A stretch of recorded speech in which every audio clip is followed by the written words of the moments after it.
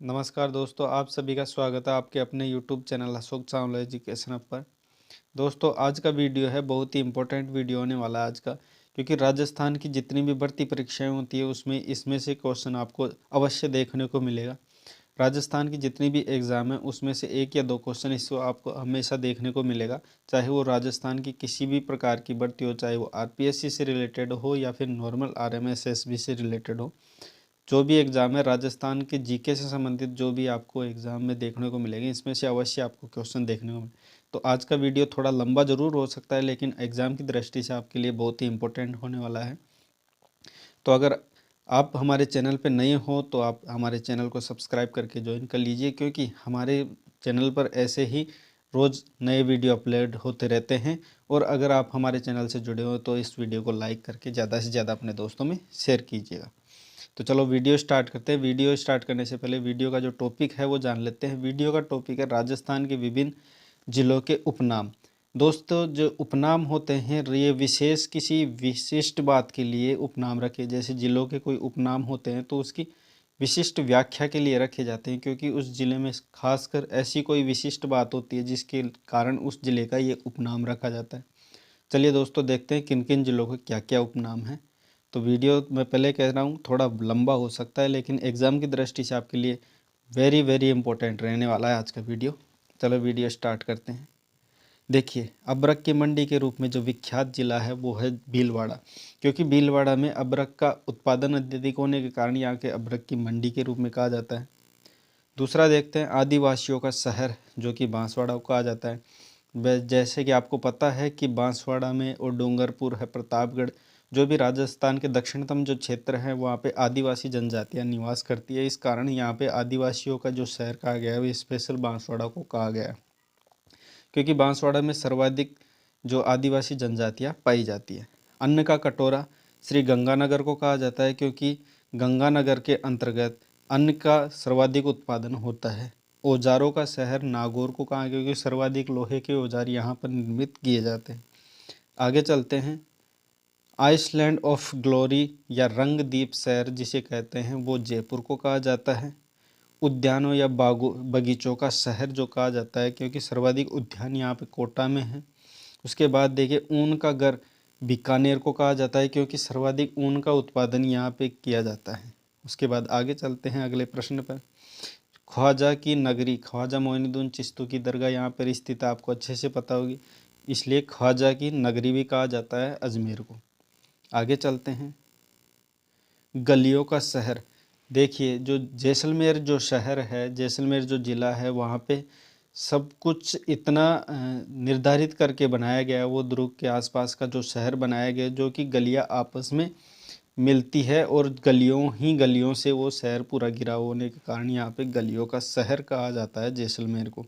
यहाँ पे आपको पता ही है, यहाँ पे दुर्ग भी बनाया हुआ है, जैसे जैसलमेर दुर्ग कहा जाता है, जो कि पीले पत्थरों से निर्मित है, इसलिए इसे स्वर्ण दुर्ग भी कहा जाता है।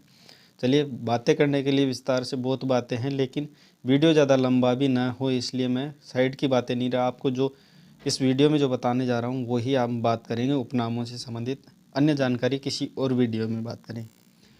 गुलाबी नगरी, गुलाबी नगरी आपको पता है जयपुर को कहा जाता है, क्योंकि राजा राम सिंह जब वहाँ के राजा थे, राम सिंह द्वितीय, तब उन्होंने पूरे जयपुर शहर को गुलाबी नगर में रंगवाया था। हालांकि वो जो रंग था वो स्पेशली रंग का नाम बदल कर गुलाबी रखा गया था। हालांकि जो जो वहाँ पे ओरिजिनल जो कलर था वो था गेरुआ कलर का, लेकिन बाद में उसको गुलाबी नाम दिया गया था। उसके बाद बात करते हैं घंटियों का शहर, झालरापाटन को कहा जाता है। छोटी काशी या फिर दूसरी काशी वो कहा जाता है बूंदी शहर को। आगे चलते हैं। जल महलों की नगरी, जल महल की नगरी कहा जाता है डीग, डीग है भरतपुर के अंतर्गत, ध्यान रखना। कहाँ है? भरतपुर। तो डीग भरतपुर को जल महलों की नगरी क्यों कहा गया है? क्योंकि यहाँ पे जल महल यानी जो महल हैं वो जल के अंतर्गत होने के कारण जल महलों के की नगरी भी इसे कहा गया है। उसके बाद आगे चलते हैं। झीलों की नगरी, यहाँ पे उदयपुर में सर्वाधिक झील होने के कारण उदयपुर को झीलों की नगरी भी कहा गया है। वस्त्र नगरी, देखिए मैंने आपको पहले भी बताया था पिछले वीडियो में कि भीलवाड़ा को वस्त्र नगरी कहा जाता है, इसलिए यहाँ पे जो हम राजस्थान का मैनचेस्टर हैं उसके रूप में भी यहाँ पे आप ये भी लिख सकते हो कि राजस्थान का मैनचेस्टर किसे कहा जाता है। लेकिन दोस्तों जो नवीनतम आंकड़े हैं उसके आधार पर हम कह सकते हैं कि राजस्थान की जो नवीनतम मैनचेस्टर माना गया है वो भिवाड़ी माना गया है, भिवाड़ी अलवर को। लेकिन ये पुराना जो तथ्य है उसके आधार पर हम बात कर सकते हैं, क्योंकि एग्ज़ाम में अगर क्वेश्चन आता है ऐसा तो उसमें भीलवाड़ा ही राइट होगा। लेकिन अगर नवीनतम मैनचेस्टर के बारे में बात करें राजस्थान के, तो वो भीलवाड़ा ना हो के भिवाड़ी होता है, जो भिवाड़ी अलवर में स्थित है। तो ध्यान रखना, वस्त्र नगरी के रूप में भीलवाड़ा फेमस है, क्योंकि यहाँ पे जो पुरानी वस्त्र मिल्स हैं वगैरह वो सब यहाँ पे है। यहाँ पे कारखाने बहुत ज़्यादा हैं वस्त्र मिल्स के, इसलिए कहा गया है। देवताओं की उपनगरी, क्योंकि यहाँ पे मंदिर अत्यधिक होने के कारण पुष्कर अजमेर, जो कि अजमेर में स्थित है। यहाँ पे आपको पता है ब्रह्मा जी का मंदिर है, सावित्री का जो मंदिर है, यहाँ पे बावन घाट बना हुआ है, इत्यादि बहुत सी डिटेल से बताने को, लेकिन हम आप बात करेंगे उपनामों से संबंधित। ठीक है, उसके बाद आगे चलते हैं। नवाबों का शहर टोंक को कहा जाता है, क्योंकि टोंक को नवाबों की नगरी कहा है, क्योंकि यहाँ पे जो राज करने वाले थे, पुराने शासक थे, वो नवाब हुआ करते थे। उसके बाद आगे चलते हैं। पूर्व का पेरिस या भारत का पेरिस आपको अच्छे से पता है, जयपुर शहर को कहा जाता है, जो कि राजस्थान की राजधानी भी है। पूर्व का वेनिस कहा जाता है, वो उदयपुर को कहा जाता है। पहाड़ों की नगरी डूंगरपुर को कहा जाता है, नाम से स्पष्ट हो रहा है डूंगर, तो डूंगर पहाड़ को ही कहा जाता है, इसलिए पहाड़ों की नगरी डूंगरपुर को कहा जाता है। उसके बाद ये भक्ति शक्ति व साधना की नगरी कहा जाता है, वो मेड़ता को कहा जाता है, मेड़ता नागौर में स्थित है। आगे चलते हैं। मूर्तियों का खजाना, वो तिमनगढ़ करौली को कहा जाता है, तिमनगढ़ एक दुर्ग है, ये भी ध्यान रखें। उसके बाद आगे चलते हैं। मरुस्थल की शोभा, ठीक है, मरुस्थल की शोभा या फिर मरु शोभा, ठीक है, वो कहा जाता है रोहिड़ा को। ठीक है, आगे चलते हैं। राजस्थान की मरु नगरी, ठीक है, मरु प्रदेश आप अच्छे से जानते होंगे, तो मरु नगरी जो कहा गया जाता है वो बीकानेर को स्पेशली कहा है। मरु प्रदेश के अंतर्गत और भी जिले आते हैं। उसके बाद आगे चलते हैं। राजस्थान का हृदय एवं दिल जो कहा गया है वो अजमेर को कहा गया है। अजमेर को इसलिए कहा है क्योंकि ये जो हमारा दिल मध्य में स्थित है, उसी प्रकार राजस्थान के जो मध्य में स्थित जिला है वो अजमेर है, और मध्य में स्थित होने के कारण ही इसे हृदय या फिर राजस्थान का दिल कहा गया है। राजस्थान का गौरव जो कहा जाता है वो चित्तौड़गढ़ को कहा जाता है, क्योंकि यहाँ पे बहुत से ऐसे वीर हुए हैं, जैसे महाराणा प्रताप हुए, उदय सिंह हुए, महाराणा सांगा हुए, महाराणा कोम्बा हुए। ऐसे बहुत से वीरों की गाथा आज भी हम लोगों को सुनने को मिलती है, हमारे को किताबों में पढ़ने को मिलती है, क्योंकि जो ये चित्तौड़गढ़ दुर्ग है वीरों का दुर्ग कहा जाता है, और वीरों की नगरी कहा जाता है चित्तौड़गढ़ को। आगे चलते हैं। राजस्थान का सिंह द्वार, ठीक है, राजस्थान का जो सिंह द्वार कहा जाता है वो अलवर को कहा जाता है। राजस्थान का अन्न भंडार, हालांकि क्वेश्चन शायद रिपीट हो गया, तो ये गंगानगर को कहा जाता है अन्न का भंडार या अन्न का कटोरा। ठीक है, राजस्थान का स्वर्ण नगरी या फिर गोल्ड सिटी जो कहा जाता है वो जैसलमेर, क्योंकि यहाँ के दुर्ग है उसको भी स्वर्ण दुर्ग कहा जाता है। वो इसलिए कहा जाता है क्योंकि अगर दुर्ग है और वहाँ पे नगर में जो पत्थरों के रूप में प्रयोग किया जाता है वो पीले पत्थरों के, जब सूर्य की किरणें इस पर पड़ती है तो ये पीले पत्थर ऐसे चमकते हैं जैसे सोना चमक रहा हो, इसलिए यहाँ पे स्वर्ण नगरी या फिर स्वर्ण दुर्ग कहा जाता है। ठीक है, उसके बाद आगे चलते हैं। राजस्थान की शैक्षिक राजधानी है वो अजमेर को कहा गया है। राजस्थान का कश्मीर जो कहा गया है वो उदयपुर को कहा जाता है। ठीक है, और ये ध्यान रखना, राजस्थान की जो शैक्षिक राजधानी कहा गया है वो अजमेर। अगर यहाँ पे शिक्षा के रूप में उच्चतम जो जिला माना जाता है तो वो कोटा को माना गया है, ये ध्यान रखना। राजस्थान का काउंटर मैग्नेट जो कहा गया है वो है अलवर को कहा गया है। उसके बाद राजस्थान की जो मरु गंगा इंदिरा गांधी नहर को कहा गया है, क्योंकि ये मरु प्रदेश में जो शुष्क प्रदेश जो भी हैं उसमें पानी की योजनाओं के माध्यम से पानी का विस्तार कर रही है। उसके बाद पश्चिमी राजस्थान की जो गंगा है, जो पश्चिमी क्षेत्र में जो गंगा के रूप में विस्तार कर रही है, पानी की जो शुष्कता को ख़त्म करने में काम आई, वो है लूनी नदी। ठीक है, ये 6 जिलों से, जो मरुस्थली जो 6 जिले हैं वहाँ से होकर गुजरती है। इसके बाद आगे राजस्थान की मोनालिसा कहा गया है वो बनी ठनी, किशनगढ़ की जो प्रसिद्ध चित्रशैली है बनी ठनी, उसका जो एक चित्र है बनी ठनी का, उसको कहा जाता है। रेगिस्तान का सागवान कहा है वो रोइडा को कहा गया है। और राजस्थान का खजुराहो जो कहा है वो किराड़ू को कहा गया है, जो कि स्थित है बाड़मेर में। आगे चलते हैं। राजस्थान का मिनी खजुराहो का जो कहा गया है वो भंड देवरा को कहा गया है, और हाड़ौती का जो खजुराहो कहा गया है, स्पेशली जो हाड़ौती का जो खजुराहो का वो भंड देवरा को ही कहा गया है। मेवाड़ का खजुराहो जो कहा गया है वो जगत मंदिर को कहा गया है।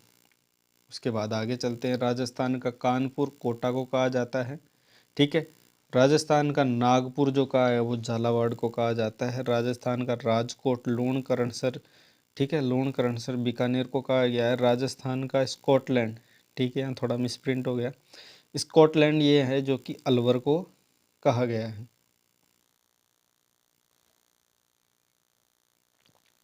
उसके बाद आगे चलते हैं। राजस्थान का नंदन कानन, ये क्वेश्चन आप वेरी इंपॉर्टेंट लगा लीजिए, क्योंकि राजस्थान का जो नंदन कानन ये जो प्रश्न है वो बहुत ज़्यादा रिपीट होने वाला प्रश्न है। तो राजस्थान का नंदन कानन कहा गया वो सिलीशेड झील को कहा गया है, जो कि अलवर में स्थित है। उसके बाद आगे चलते हैं। राजस्थान की धातु नगरी नागौर को कहा, जैसे मैंने पहले भी बताया था कि नागौर के अंतर्गत बहुत ज़्यादा लोहों का उत्पादन एवं लोहे के औजारों को बनावट की जाती है, इसलिए राजस्थान की धातु नगरी जो कहा गया है वो नागौर को कहा गया है। उसके बाद आगे चलते हैं। राजस्थान का आधुनिक विकास तीर्थ जो सूरतगढ़ को कहा गया है। राजस्थान का पंजाब जो सांचौर को कहा गया है। उसके बाद आगे चलते हैं नेक्स्ट प्रश्न में। राजस्थान की अणु नगरी कहा गया है और रावतबाटा चित्तौड़ को कहा गया है। राजस्थान का हरिद्वार किसे कहा गया है, तो मातृक कुंडिया चित्तौड़ में स्थित है, उसको कहा गया है। राजस्थान का अंडमान कहा गया है वो जैसलमेर को कहा गया है। ध्यान रखना, रेगिस्तान मरुस्थल का जो गुलाब कहा गया है वो जैसलमेर को दुर्ग को कहा गया है, क्योंकि जैसलमेर दुर्ग संपूर्ण रेगिस्तान में ऐसा दिख रहा हो जैसे एक अकेला फूलों के बीच एक गुलाब का फूल खिल रहा हो वैसे। राजपूताना की कुंजी कहा गया वो अजमेर को कहा गया है। अब राजपूताना की कुंजी के रूप में अगर हम देखें तो राजस्थान में, अब आप ध्यान, स्वतंत्रता संग्राम के समय आपने देखा होगा कि राजस्थान में जो अंग्रेजी शासन था उस समय सभी जो भी हथियार वगैरह या पैसे वगैरह जो भी खजाना था वो अजमेर में ही रखा जाता था, क्योंकि ये राजस्थान के मध्य में स्थित होने के कारण यहाँ पे सभी चीज़ें सेफ रखी जाती है, इसलिए राजस्थान की कुंजी अजमेर को कहा जाता है। उसके बाद आगे चलते हैं। राजस्थान का नाका या फिर मुहाना अजमेर को कहा जाता है। राजस्थान का मैनचेस्टर, देखिए मैंने अभी बताया था कि राजस्थान का मैनचेस्टर भीलवाड़ा को कहा जाता है, लेकिन अगर नवीनतम आंकड़ों के आधार पर हम देखें कि राजस्थान का नवीनतम मैनचेस्टर किसी का, तो वो भिवाड़ी अलवर को कहा जाता है। उसके बाद आगे चलते हैं। राजस्थान का नवीनतम, ये देखिए यहाँ पे मैंने लिखा हुआ भी है, भिवाड़ी है, भिवाड़ी जो कि अलवर में स्थित है। राजस्थान का जिब्राल्टर जो तारागढ़ अजमेर को कहा गया है। राजस्थान का ताजमहल जसवंतथड़ा जोधपुर। उसके बाद आगे चलते हैं। राजस्थान का भुवनेश्वर ओशिया को कहा जाता है। राजस्थान का साल्ट सिटी सांबर को कहा जाता है। जो सांबर झील है मुख्यतः उसके उत्पादन की बात करें तो जयपुर में होता है, और अगर उसके क्षेत्र विशेष की बात करें तो अजमेर में भी आता है, उसका नागौर में भी आता है और जयपुर में भी उसका हिस्सा आता है। उसके बाद आगे चलते हैं। राजस्थान की न्यायिक राजधानी जो कहा है वो जोधपुर को, क्योंकि हमारा जो उच्च न्यायालय है वो जोधपुर में स्थित है। उसके बाद राजस्थान की चेरापूंजी जो कहा है, क्योंकि चेरापूंजी जो फेमस है वो बारिश के लिए फेमस है, सर्वाधिक नम्र जिला है, नमी वाला जिला है, इसलिए झालावाड़ भी क्या है कि ऐसा जिला है जिसमें सर्वाधिक बारिश होती है, सर्वाधिक वर्षा ऋतु रहती है। राजस्थान का एलोरा जो कहा है वो कोलवी झालावाड़ को कहा जाता है। राजस्थान का जलियांवाला बाग, ठीक है, वैसे जलियांवाला बाग अगर हम बात करें तो अमृतसर में हुआ था, ठीक है, 13 अप्रैल 1919 को, लेकिन अगर राजस्थान के जलियांवाला बाग की बात करें तो मानगढ़ पहाड़ी पर हुआ था, जो कि बांसवाड़ा में हुआ था, जो कि यहाँ पे लोग इकट्ठा हुए थे, तब यहाँ पे गोलियां चला दी गई थी, जिनके कारण जलियांवाला बाग की तरह ही बहुत से लोगों का नरसंहार किया गया था। राजस्थान का शिमला जो कहा गया था माउंट आबू को, क्योंकि शिमला एक शीत जगह है और वैसे ही माउंट आबू भी शीत एक जगह है, इसलिए माउंट आबू को राजस्थान का शिमला कहा गया है। राजस्थान का पूर्वी द्वार वो धौलपुर है, क्योंकि धौलपुर जिला राजस्थान का पूर्व में स्थित सबसे पहला जिला है। रत्न नगरी जयपुर में, क्योंकि जयपुर में रत्नों का और मनके वगैरह का सर्वाधिक उत्पादन होता है, सर्वाधिक बिक्री भी यहीं पे होती है। वराह जो नगरी है वो बारा को कहा गया। वर्तमान नालंदा वो कोटा को, जैसे कि मैंने अभी बताया भी था कि जो सर्वाधिक, अगर हम बात करें राजस्थान में ऐसा कौन सा जिला है जहाँ पे सर्वाधिक शिक्षा के क्षेत्र में अग्रिम जिला है, वो है कोटा। इसलिए वर्तमान नालंदा भी इसे कहा गया है, कोटा को। आगे बढ़ते हैं। देखिए दोस्तों, आप परेशान ना हो, वीडियो थोड़ा लंबा ज़रूर रहे, लेकिन आप में इस वीडियो में बहुत सी ऐसी बातें जानने को मिलेगी जो कि आपको एग्ज़ाम में बहुत ज़्यादा सहायता करेगी। लव कुश की नगरी जो सीताबाड़ी, जैसे कि मैंने अभी बताया भी था कि एग्ज़ाम की दृष्टि से इम्पोर्टेंट होने के साथ साथ अभी ये भी जस्ट अभी एग्ज़ाम हुआ है, उसका संगणक वाला अभी एग्ज़ाम हुआ है, उसमें भी सीताबाड़ी बारह से संबंधित ये एग्ज़ाम में पूछा गया प्रश्न है, ध्यान रखना। अभी पूछा गया था, जो कि अभी 2-4 दिन पहले ही एग्ज़ाम अभी हुई थी। शिक्षा का तीर्थ स्थल एवं शैक्षिक नगरी कोटा को, जैसे मैंने अभी कहा, ठीक है। अगर यहाँ पे शैक्षिक राजधानी की बात आए तो अजमेर है, शैक्षिक नगरी की बात आए तो वो कोटा है। दोनों के बारे में डिफरेंस बता दिया, कहीं आप कंफ्यूज हो। अगर आपके पूछे कि राजस्थान की शैक्षिक राजधानी कौन सा है तो वो अजमेर है। अगर आपको ये पूछे कि शैक्षिक नगरी कौन सी है तो वो कोटा है।